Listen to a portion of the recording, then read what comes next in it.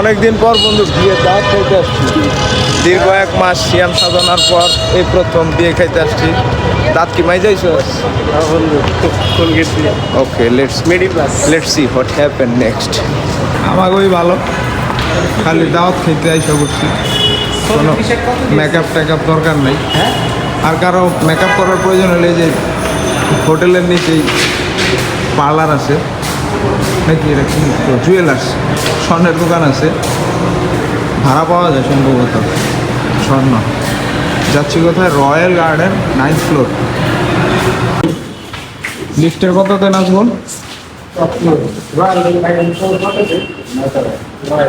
Royal dining experience. Finally we reached our destination.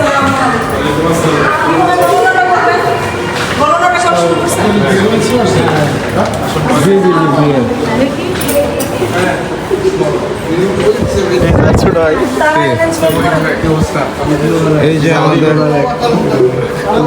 কামটা কেমন লাগে? জামাই কি কামটা করছে? ভালো কাম করছে। ধরো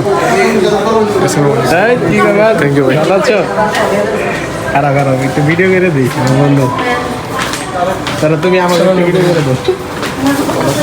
মাথা যা করতো ছেলেটা।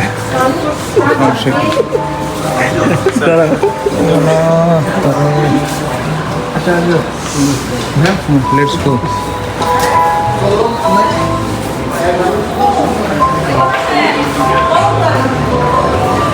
খালি চেয়ার টেবিল দেখা যাইতেছে। খাবার কোন দিকে? ওই দিকে না? ওটা কিসের বোতল দেখা যায়?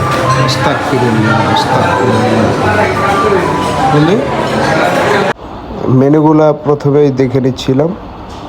আর রেস্টুরেন্টে ঢোকার পর প্রথমে আপনারা যে কাজটা করবেন বুফের ক্ষেত্রে, যে মেনুগুলো আছে আগে দেখে নেবেন যে আসলে কোন সাইডে কোন মেনুগুলো আছে।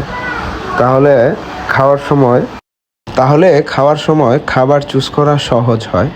তো আমি যেই সাইড থেকে শুরু করছিলাম, প্রথমেই ছিল জুসের কর্নার, তারপরে ছিল হচ্ছে বিভিন্ন ফিশ ফ্রাই, ভেজিটেবল, আর এইখানে আছে হচ্ছে এটা হচ্ছে কাঁকড়া ভুনা, সাথে ছিল হচ্ছে নান রুটি, আর এইদিকে হচ্ছে ফ্রাইড রাইস, তারপরে এখানে আছে চাউমিন, চিকেন ভেজিটেবল, ডাল,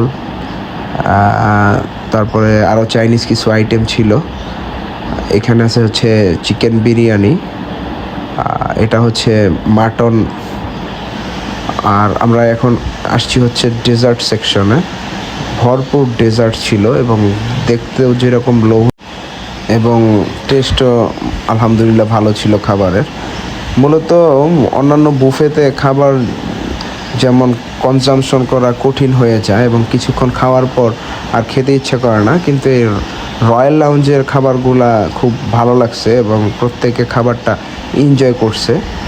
যেটা আমাদের সাথে যারা অন্যান্য গেস্টরা, তাদের খাবার পরিমাণ দেখেই বোঝা গেছে। তা আমার বন্ধু তার খাবার দেখা চোখ এলোমেলো হয়ে গেছে। এই যে আমার বন্ধু তারেক, সে জীবনে সব জায়গায় লেট, ইভেন তার ভাইয়ের বিয়েতেও লেট। এই যে লেট তারেক, আসসালামু আলাইকুম আন্টি।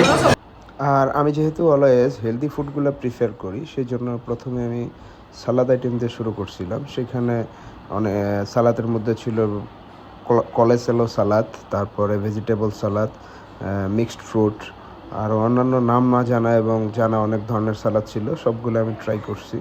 তো প্রত্যেকটাই ছিল মাউথ রিফ্রেশিং, মাউথ ওয়াটারিং যেটাকে বলে, জিভে জল চলে আসার মতো। হালকা একটু স্পাইসি, হালকা একটু টক মিষ্টি ছিল। আর সাথে নিয়েছিলাম হচ্ছে 2 পিস মাটন এবং 1 পিস চিকেন। আর ওয়েদারটা একটু গরম ছিল, আর যেহেতু দীর্ঘ 1 মাস রমজান ছিল, সেই জন্য চেষ্টা করছিলাম যেন ভারী খাবার কম গ্রহণ করার জন্য, সেই জন্য লাইটলি সবগুলো খাবার গ্রহণ করছি। আর আমার আশেপাশে ছিল তারেক, নাজমুল, তারা যা পাইছে তাই খাইছে।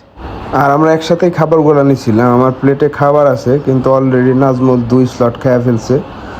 এই দেখেন, ওর প্লেটে কিচ্ছু নাই। আর এটা হচ্ছে তারেকের, সেও মাশাআল্লাহ খাইতে পারে ছোটোবেলা থেকেই, কিন্তু চিকন চাকন, কিন্তু খায় 2-3 জনের মতো। আর খাবে আর বলবে যে বেশি খাইতে পারে না, এটা আমরা সবাই জানি। এই যে নাজমুল 2বার খাওয়ার পর আবার ভরপুর প্লেট নিচ্ছে। তাহলে গ্রাম থেকে আসছে তো অনেক দিন না খাওয়া ছিল, খাবার দেখে নিজেরা সামলাইতে পারে নাই। আমি বলছি খা ভাই, অলরেডি 3 ঘন্টা যাবো তারা দুইজন খাইতেছে, একটার পর একটা মেনু নিয়ে আসতেছে, খাইতেছে। প্লেট দেখেই বোঝা যায়। আর এই দেখেন আমার প্লেট খালি। তো বিয়ে বাড়িতে একটা ঘটনা হয়েছে, তারেকের একটা খালাতো বোনের হাজব্যান্ড আমার মতোই চুলের স্টাইল করে রাখে, এটার স্টাইল বলে, নিউ স্টাইল, মানে মাথায় চুল না থাকা স্টাইল। তো আন্টি বলতেছে আমার এক জামাই আছে তারেকের খালাতো বোনের হাজব্যান্ড, তোমার মতো দেখা যায়। পরে আমি বললাম আন্টি সমস্যা নাই, আপনারা আমার জামাই মনে করলে আমি কিছু বলবো না। তারেক আর নাজমুল যখন 2 প্লেট খাওয়া শেষ করছে তখন ওদের দেখা দেখি বলে না সঙ্গ দোষে লোহা বাসে। তো ওই সালাতের সাইডে কিছু খাবার আনছিলাম আমি, চিকেন টিকেন। তো ওইটা দেখে নাজমুল আমার প্লেটের দিকে নজর দিতেছে, চাইতেছে যে বন্ধু 2-1 পিস মাংস দাও আমাকে। পরে আমি বললাম আচ্ছা নিয়ে নাও। তো আমি তার ক্যামেরার পিছনে 2 পিস মাংস দিয়েছিলাম। সে তাতেই খুশি, যে আমার ওই মাংস নেওয়ার পরে সে ভিক্টোরি চিহ্ন দেখাইতেছে।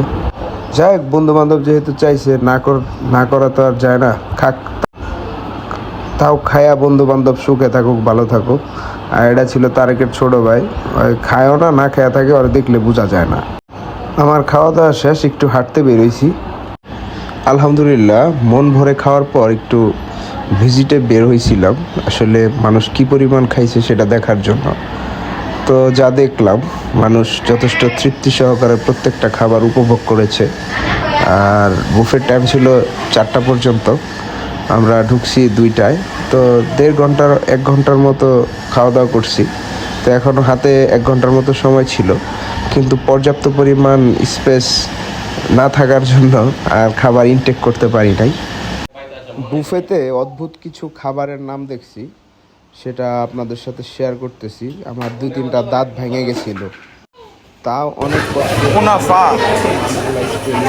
বাসা বৌসা, রেড স্পাই, পান্না কোটা, সল্ট টার্ট, সুইট ডেভার, বাবা অদ্ভুত অদ্ভুত নাম খাবারের।